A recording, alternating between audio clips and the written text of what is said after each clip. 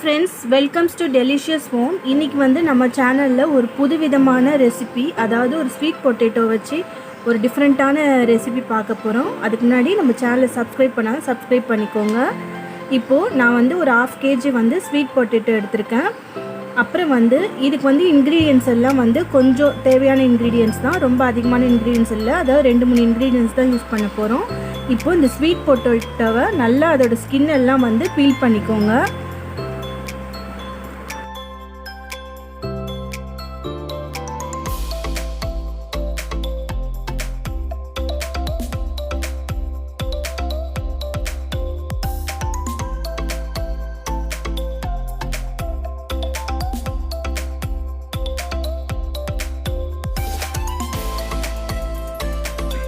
இப்போது ஸ்கின் எல்லாம் நல்லா பீல் பண்ணியாச்சு. வாஷ் பண்ணிவிட்டு நல்லா ரவுண்ட் ஷேப்பில் கட் பண்ணிக்கோங்க. அதாவது வாழைக்காய் கட் பண்ணுவோம்ல, அது மாதிரி கட் பண்ணிக்கோங்க.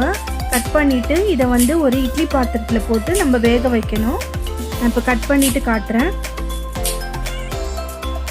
இப்போ இது மாதிரி ஒரு இட்லி பாத்திரம் எடுத்துக்கோங்க. அதில் வந்து மேலே வந்து கீழே தண்ணி வச்சுட்டு எப்படி நம்ம ஸ்டீம் பண்ணுவோமோ அது மாதிரி வச்சுட்டு இந்த ரவுண்டாக கட் பண்ண ஸ்வீட் பொட்டேட்டோவை அதில் வச்சுட்டு நல்லா ஒரு 10 நிமிஷம் வந்து ஒரு மீடியம் ஃப்ளேமில் வச்சு வேக வச்சு எடுத்துக்கோங்க.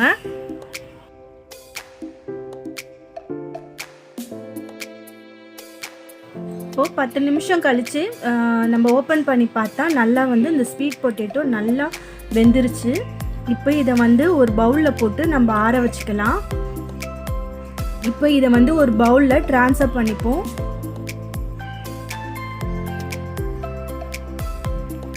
இது எல்லாத்தையும் வந்து பவுலில் போட்டு ட்ரான்ஸ்ஃபர் பண்ணி ஒரு 5 மினிட்ஸ் வந்து நல்லா ஆற வச்சு எடுத்துக்கோங்க.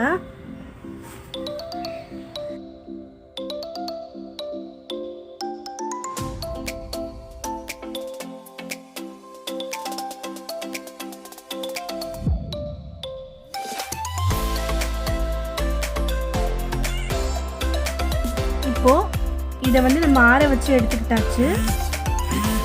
இப்போ வந்து இதை வந்து நல்லா வந்து ஸ்மாஷ் பண்ணிக்கோங்க. கட்டிகள் இல்லாமல் நல்லா ஸ்மாஷ் பண்ணிக்கணும். இது கூட வந்து நம்ம அரிசி மாவு, அதாவது 1/2 கிலோ ஸ்வீட் பொட்டேட்டோவுக்கு நான் வந்து 1 கப் வந்து பச்சரிசி மாவு எடுத்துருக்கேன். எந்த வித மாவாக இருந்தாலும் பரவாயில்ல. அதையும் இது கூட சேர்த்து நம்ம ஆட் பண்ணி நல்லா கையில் வந்து ஒரு ரவுண்ட் ஷேப்புக்கு வர மாதிரி நம்ம வந்து மாவை இது பண்ணிக்கணும். அந்த கன்சிஸ்டன்சிக்கு வந்து நம்ம மாவை பிசைஞ்சிக்கணும்.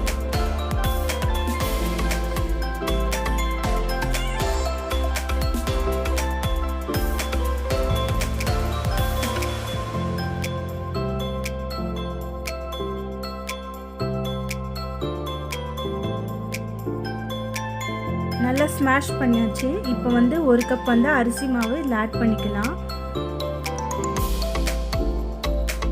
இது கூடவே வந்து நம்ம கொஞ்சமாக சால்ட் ஆட் பண்ணணும்.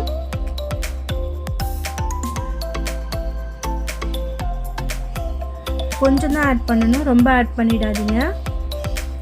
இது எல்லாமே வந்து நல்லா பைண்ட் ஆகிற அளவுக்கு நல்லா கையில் ஒரு சப்பாத்தி மாவு கன்சிஸ்டன்சிக்கு வந்து நல்லா பிசைஞ்சிக்கோங்க.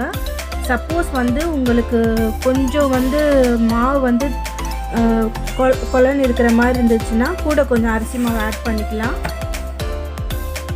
எனக்கு வந்து இது இந்த 1/2 kg ஸ்வீட் பொட்டேட்டோவுக்கு வந்து 1 கப் வந்து அரிசி மாவு வந்து கரெக்டாக இருந்துச்சு. நல்லா வந்து ஃபுல்லாக பைண்ட் ஆகிற மாதிரி நல்லா பிசைஞ்சு எடுத்துக்கோங்க.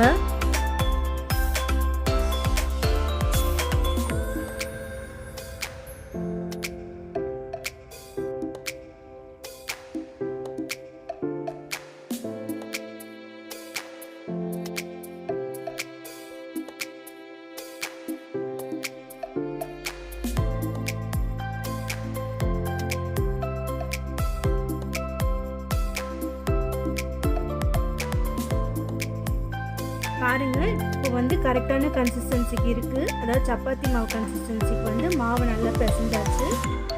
இப்போ வந்து இது ரவுண்ட் ஷேப்பாக நம்ம வந்து சின்ன சின்ன உருண்டைகளாக வந்து நம்ம தயார் பண்ணிக்கணும்.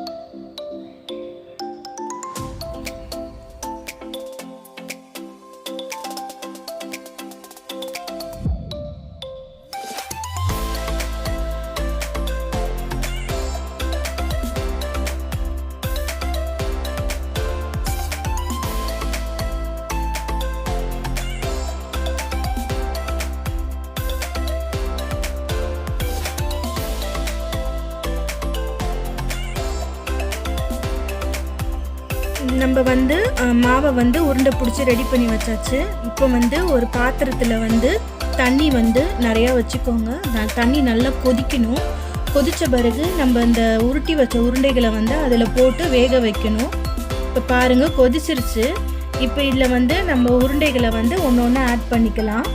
இது நல்லா வெந்துருச்சுன்னா வந்து மேலே எலும்பி வந்துடும். வேகலைன்னா உள்ளே நிற்கும். வெந்த பிறகு அது தண்ணியெல்லாம் நல்லா ஸ்ட்ரெயின் பண்ணிவிட்டு எடுத்து நம்ம ஒரு பிளேட்டில் ட்ரான்ஸ்ஃபர் பண்ணிக்கலாம்.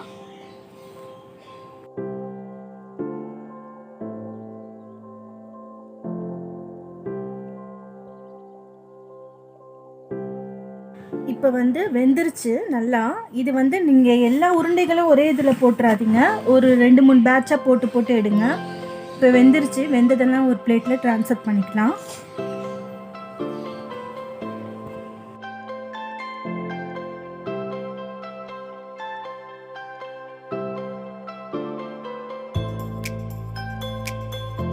இப்போ வந்து நம்ம வேக வச்சு அதை தனியாக எடுத்து வச்சுக்கிட்டோம். இப்போ வந்து 1 கப் வந்து வெல்லம் எடுத்திருக்கேன். இது வந்து வெல்லம் வந்து உங்களுக்கு அதிகம் தேவைப்படாது, கொஞ்சம் தான். ஏன்னா வந்து அதுக்கு கோட் ஆகிறதுக்காக தான் வெல்லம் வந்து நம்ம ஆட் பண்ணுறோம், மேலே கோட் ஆகிறதுக்காக. இதில் வந்து ஒரு கப்புனா ஒரு 1/4 கப் அளவுக்கு தண்ணி ஊற்றிக்கோங்க. ஊற்றிட்டு நல்லா வெல்லம் எல்லாம் கரையிற மாதிரி பார்த்துக்கோங்க. நல்லா கொஞ்சம் பபிள்ஸ் வர மாதிரி ஸ்டேஜில் வந்து இந்த உருண்டைகள்லாம் அதில் போட்டு நம்ம கோட் பண்ணணும்.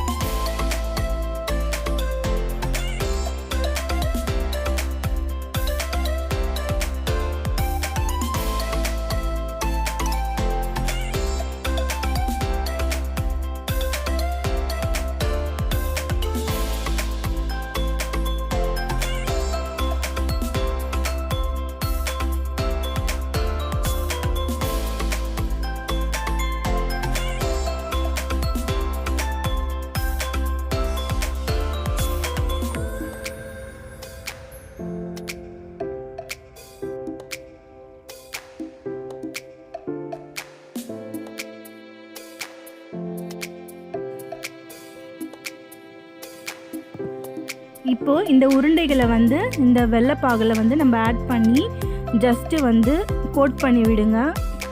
ரொம்ப நேரம் வந்து இது வந்து ஸ்டவ்வில் இருக்கணும் இல்லை, ஜஸ்ட்டு கோட் பண்ணி விடுங்க போதும். இது வந்து டேஸ்ட்டு ரொம்ப டிஃப்ரெண்ட்டாக இருக்கும். ஸ்வீட் பொட்டேட்டோ வாங்கினா இந்த மாதிரி செஞ்சு பாருங்கள், ரொம்ப நல்லாயிருக்கும். ஈஸி தான்.